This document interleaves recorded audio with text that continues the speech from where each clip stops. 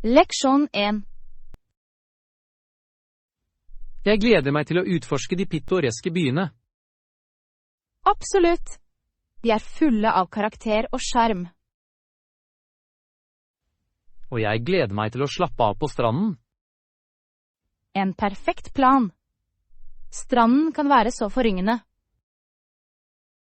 Er det noen spesielle strender du anbefaler?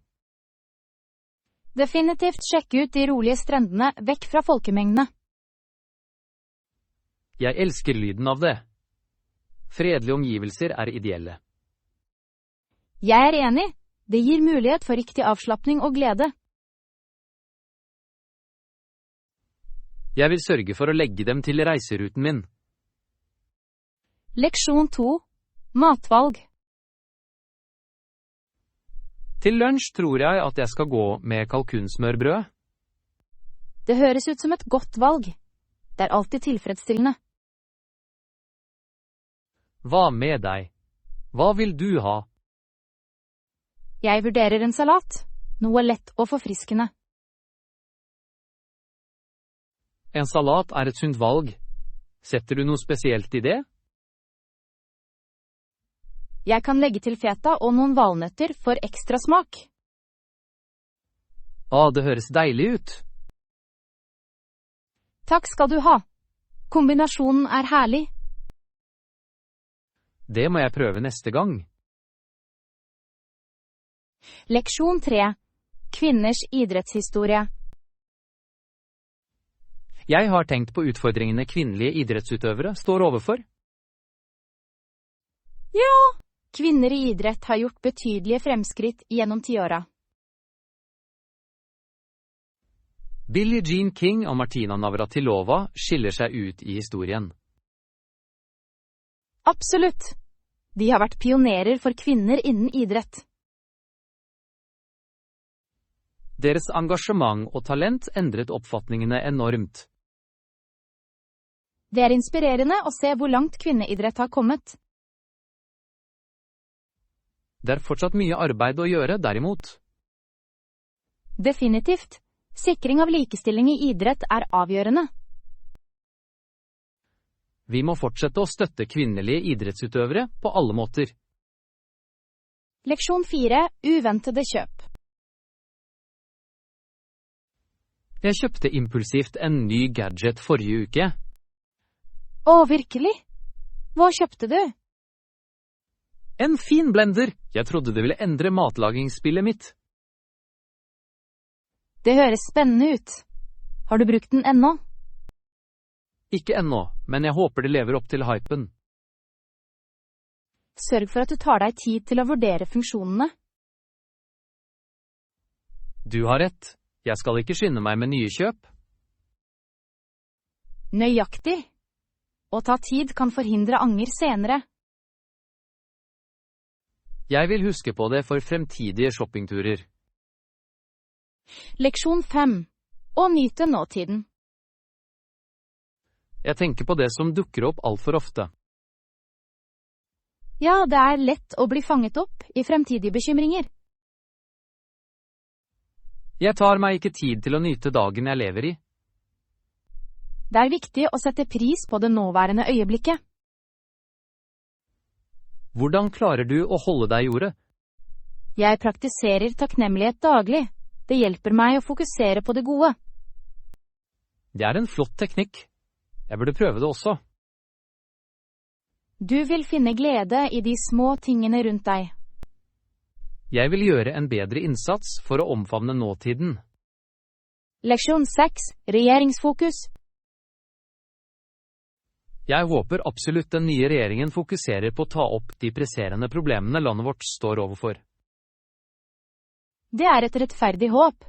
Hvilke problemer bekymrer deg mest? Jeg mener helsetjenester bør være en topp prioritet. Ja, rimelige helsetjenester er avgjørende for alle. Og utdanningsreformer er like viktige, tror du ikke? Absolutt. Investering i utdanning former fremtiden. Jeg vil gjerne se mer støtte til tiltak for mental helse også. Bevissthet om mental helse er avgjørende for generell velvære. Det blir interessant å se hvordan de planlegger å takle disse utfordringene. Leksjon 7. Utforske kanaler. Jeg vil gjerne utforske byens kanaler. På den måten kan vi se en annen side av byen. Det høres ut som en unik opplevelse. Kjenner du noen turer? Ja. Det er guidede båtturer som gir interessant historie. Så nydelig! Hva med overnatting? Er det noen forslag? Og det er sjarmerende hoteller ved sjøen i nærheten. Det høres perfekt ut. Jeg håper de har flott utsikt. De fleste gjør det. Du vil nyte å våkne opp til vakker natur. Jeg vil definitivt se på og bestille et sted snart. Leksjon 8. Cabin retreat. La oss se etter hytter i nærheten for vår ferie. Det høres herlig ut. En koselig hytte ville være perfekt. Skal vi sjekke værmeldingen før bestilling? Ja! Det vil hjelpe oss med å planlegge aktivitetene våre klokt. Jeg vil ikke bli fanget i uventet regn. Avtalt. En solrik helg høres ideell ut for oss. Jeg håper det er hytter tilgjengelig. Jeg vil søke på nettet og finne noen alternativer for oss. Høres ut som en plan. Jeg kan ikke vente på retretten. Leksjon 9. Muffin eller scone. Jeg er revet mellom en blåbærmuffin og en bringebærskål. Begge høres deilige ut. Hvilken foretrekker du? Det er dilemma. Jeg liker begge smakene. Kanskje du kan prøve en av hver? Det er en strålende idé. Hvorfor ikke nyte begge deler? Nøyaktig. Unn deg selv når du kan. Jeg vil absolutt ta det rådet. Mat er alltid morsommere når den deles også. Hvor sant? Jeg vil ta med godbitene mine for å dele med deg. Leksjon 10. Markedsføringsinnsikt. Hei der! Deltok du på forretningsseminaret forrige uke? Ja, det gjorde jeg. Det var ganske innsiktsfullt. Jeg syntes høyttalerne var veldig engasjerende. Jeg er enig. De delte fascinerende markedsføringsstrategier. Fant du noen spesielle råd nyttige? Ja, segmentet om digitale markedsføringstrender var øyeåpnende. Jeg bemerket det også. Det er avgjørende for vår vekst.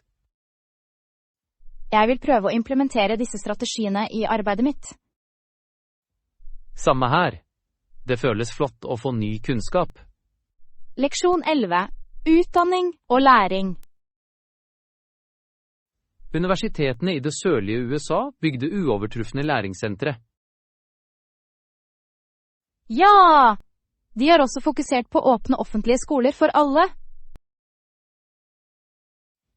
Det er inspirerende å se at utdanning blir prioritert.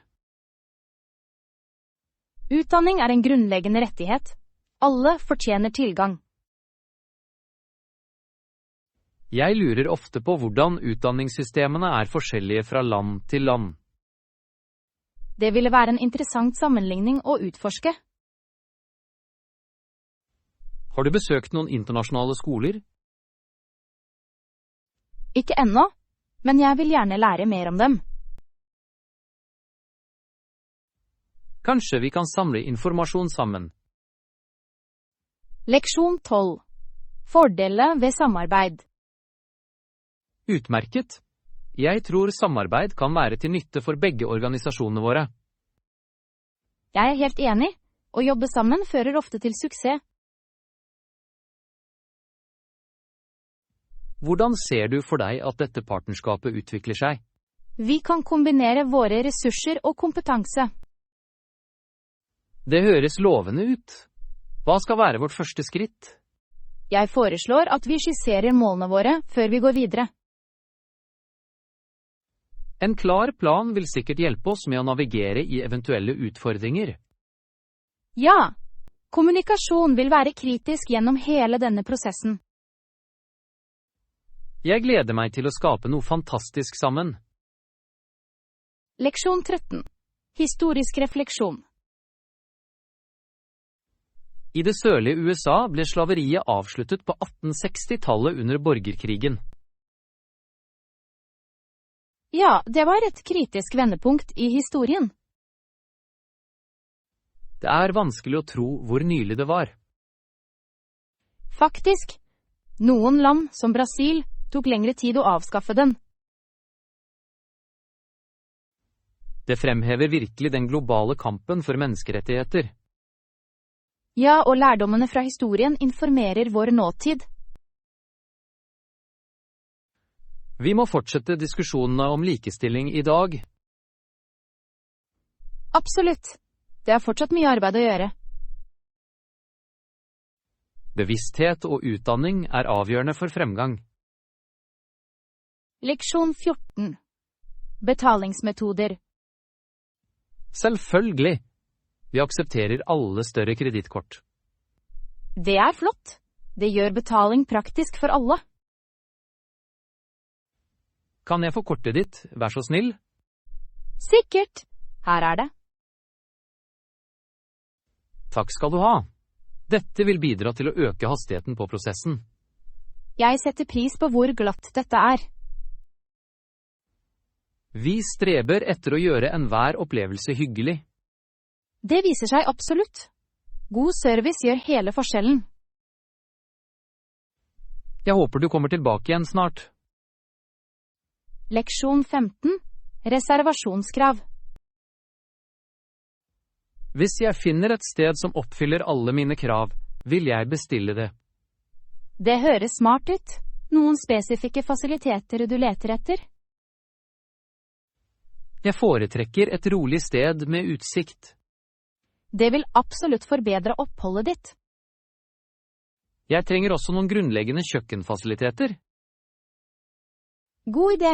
Det lar deg tilberede måltidene dine. Jeg håper jeg kan finne noe som krysser alle boksene. Du fortjener et komfortabelt og hyggelig opphold. Takk skal du ha. Jeg starter søket med en gang. Leksjon 16. Gleden ved musikk og kunst. Jeg likte å spille gitar.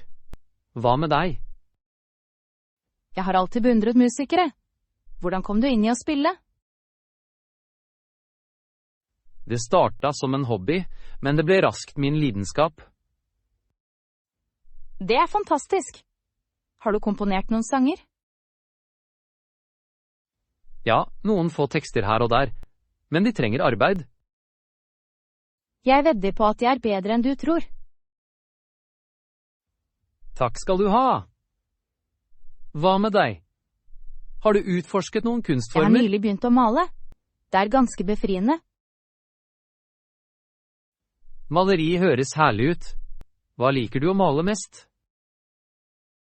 Leksjon 17. Forberedelse for innvendinger. Til slutt har jeg forberedt svar på potensielle innvendinger de kan reise. Det høres proaktivt ut. Hva slags innvendinger forventer du? Mest bekymringer om budsjett og tidslinje. Veldig vanlige problemer. Hvordan vil du adressere dem? Jeg planlegger å presentere klare data og eksempler for å støtte poengene mine. Denne strategien virker effektiv. Det er viktig å være gjennomsiktig. Nøyaktig. Jeg vil sørge for at alle føler seg hørt og forstått. Du er på rett spor. Kommunikasjon er nøkkelen. Jeg håper virkelig at dette møtet går bra. Leksjon 18. Daglig praksis. Jeg starter med 10 minutter om dagen og øker gradvis til 20-30 minutter. Det høres ut som en solid plan for forbedring. Hva øver du på?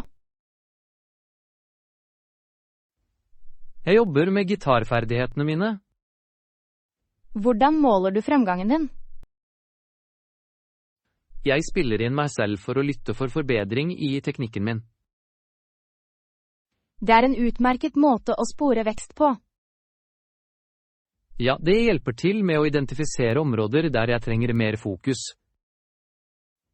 Konsistens er nøkkelen til å mestre enhver ferdighet. Jeg er enig. Jeg kommer til å utfordre meg selv kontinuerlig. Leksjon 19. Påvirkning på sosiale medier. Jeg er enig. Deres bruk av sosiale medieplattformer er prisverdig. Ja, de engasjerer seg vellykket med et bredt publikum. Det er fascinerende hvor raskt informasjon sprer seg i dag. Faktisk, sosiale medier kan være et kraftig verktøy for tilkobling. Jeg lurer på hvordan det påvirker folks oppfatning av merkevarer. Det former definitivt meninger. Åpenhet er viktig på nettet. Det er sant. Autentisk engasjement fremmer tillit. Bedrifter må lytte til publikums behov. Absolutt. Effektiv kommunikasjon er avgjørende for vekst. Leksjon 20. Matlaging sammen. Prøv denne oppskriften. Hvordan skal vi begynne?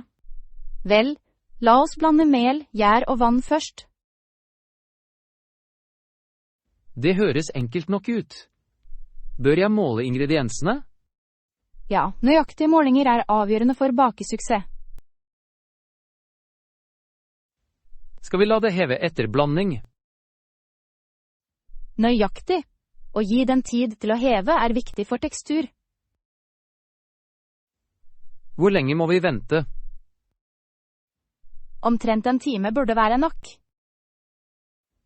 Perfekt. Jeg skal tilberede de andre ingrediensene mens vi venter. Leksjon 21. Omfavne digital detox. Uten distraksjoner kan vi virkelig nyte omgivelsene våre. Det er nettopp derfor en digital detox er så gunstig. Jeg synes det er forfriskende å koble fra en gang iblant. Meg også! Det lar meg fokusere på det som betyr mest. Har du planlagt en detox-dag snart? Jeg har tenkt å tilbringe en dag i naturen. Det høres ideelt ut. Naturen har en beroligende effekt. Absolutt. I tillegg hjelper det å lade kreativiteten opp. Jeg vil vurdere å bli med deg på detox-dagen din. Leksjon 22. En historisk debatt. I de vestlige delene av USA var det betydelige debatter. Ja, Lincoln holdt flere kjente debatter mot en tilhenger av slaveri. Det var et sentralt øyeblikk i historien.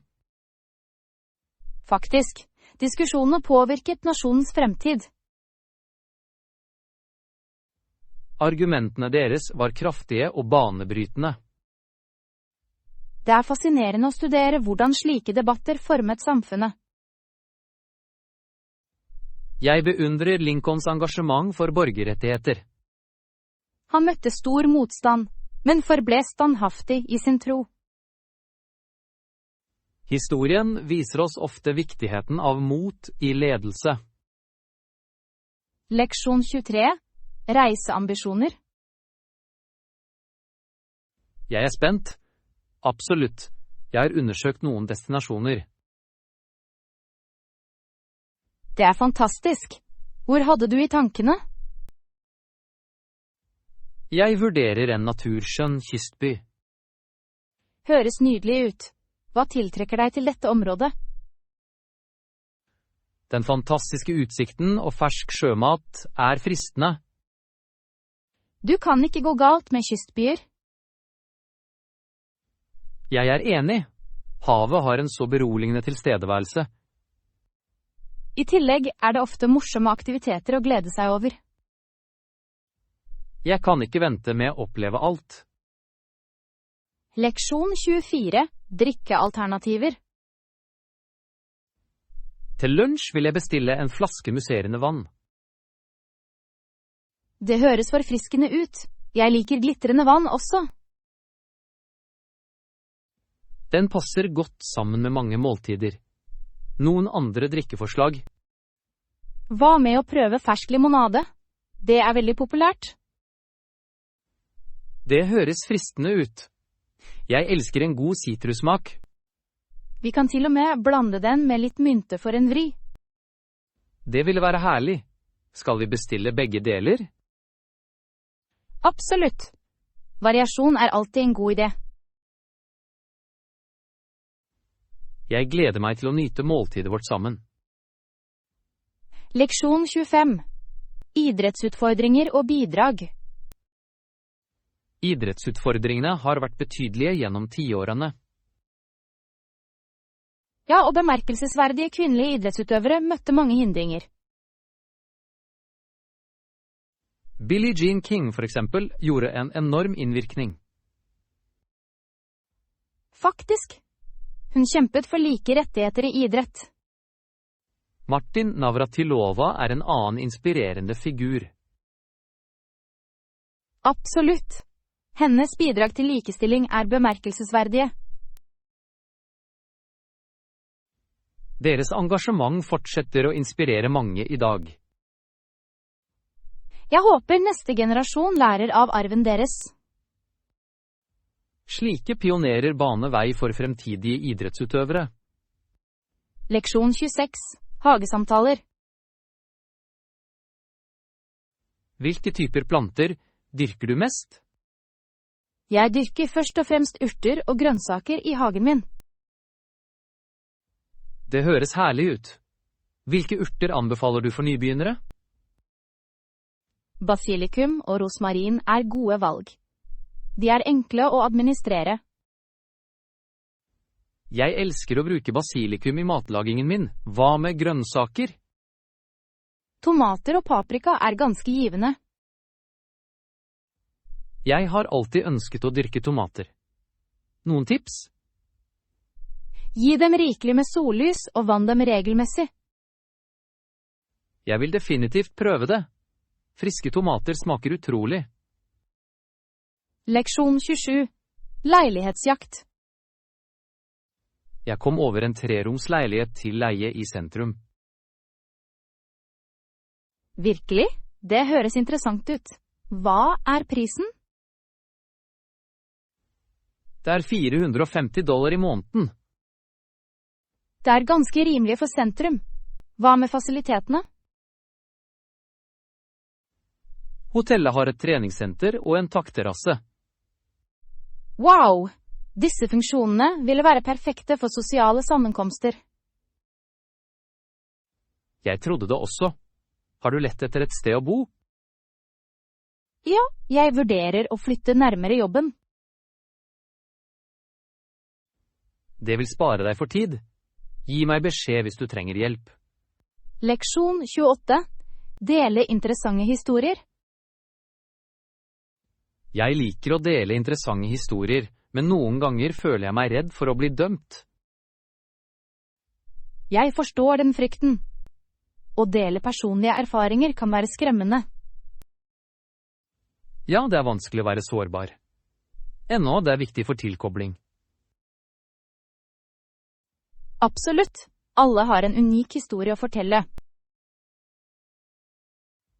Jeg tenker ofte på leksjonene jeg kunne gi.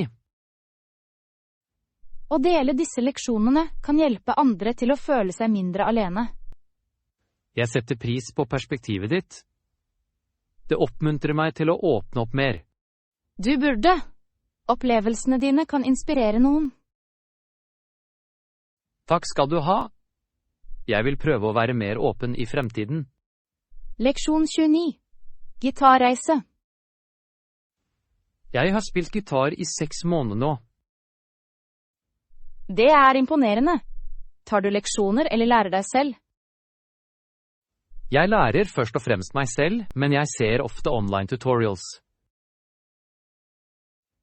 Det høres effektivt ut. Hvordan holder du deg motivert? Jeg setter meg små mål, som å lære nye sanger. Det er en flott strategi. Hvilken sang jobber du med nå? Jeg prøver å mestre Wonderwall. En klassiker. Det vil være givende når du spikrer det. Jeg håper det. Jeg kan ikke vente med å fremføre den live. Leksjon 30. Skjønnheten i Vermilion Lakes. For tusenvis av år siden slo innfødte leir ved bredden av Vermilion Lakes. Det er fascinerende. Hva vet du om livsstilen deres? De levde harmonisk med naturen ved hjelp av tilgjengelige ressurser. Det må ha vært en enklere livsstil. Ja, og de må ha hatt en dyp forbindelse med landet. Jeg vil gjerne lære mer om deres tradisjoner og kultur. Det er mange interessante historiske steder å utforske der. Natur og historie kombinert gir en berikende opplevelse. Vi bør planlegge et besøk for å virkelig sette pris på det. Leksjon 31. Kontaktinformasjon. Kan jeg få kontaktnummeret ditt? Vær så snill. Selvfølgelig. Jeg heter John Smith, og nummeret mitt er 55512334. Takk skal du ha. Dette vil gjøre det lettere å holde kontakten. Absolutt. Kommunikasjon er viktig for ethvert samarbeid. Har du også en e-postadresse? Ja, det er john.smith@email.com. Flott! Jeg vil kontakte deg snart med detaljene. Jeg gleder meg til å høre fra deg. Likeledes, dette vil bli et produktivt samarbeid, tror jeg. Leksjon 32. Tilby støtte. Jeg vet at de elsker deg, og dette er en vanskelig tid for dem. Ja, det er en vanskelig tid for meg også. Men disse tingene har en måte å ordne seg selv på. Det er sant. Jeg setter pris på de hyggelige ordene dine. Det hjelper å ha støtte i utfordrende tider. Jeg er helt enig. Venner gjør alt enklere. Jeg er her for deg når du trenger å snakke. Takk skal du ha. Det betyr mye for meg. La oss navigere gjennom dette sammen. Leksjon 33. Kaffe og bakverk. Absolutt. Kaffen smaker fantastisk her. Jeg er enig. De serverer deilige bakverk også. Har du prøvd croissantene? De er himmelske. Ikke ennå, men jeg har tenkt å gjøre det. Hva annet tilbyr de? Muffinsene deres er også bemerkelsesverdige. De er ganske luftige. Høres herlig ut. Jeg elsker et godt bakverk med kaffen min. La oss unne oss sammen på vårt neste besøk. Jeg gleder meg til det. Det blir en godbit. Å finne gode spisesteder er en av mine favorittting å gjøre. Leksjon 34. Kunstutstillingsopplevelser. Har du vært på mange kunstutstillinger før? Ja, jeg prøver å gå når jeg kan. Det er beundringsverdig. Hva slags kunst liker du mest? Jeg er tiltrukket av samtidskunst. Det vekker ofte tanker. Jeg synes det er spennende også. Hva er din favorittutstilling så langt? Den med interaktive installasjoner var bemerkelsesverdig. Det høres engasjerende ut. Jeg vil gjerne oppleve det. Du bør definitivt bli med meg neste gang. Jeg vil! Det høres ut som en minneverdig opplevelse. Leksjon 35. Gjør reservasjoner. Har du bestemt deg for hvor vi skal bo på turen? Ja. Jeg har noen alternativer i tankene. Utmerket. Kan jeg hjelpe med booking? Sikker. Jeg vil sette pris på all hjelp du kan tilby. Jeg vil begynne å vurdere valgene jeg fant. Perfekt. La oss sørge for at vi får et komfortabelt opphold. Jeg er enig. Et godt sted å hvile er viktig for en flott tur. Jeg sender deg alternativene senere i dag. Høres ut som en plan. Jeg gleder meg til det.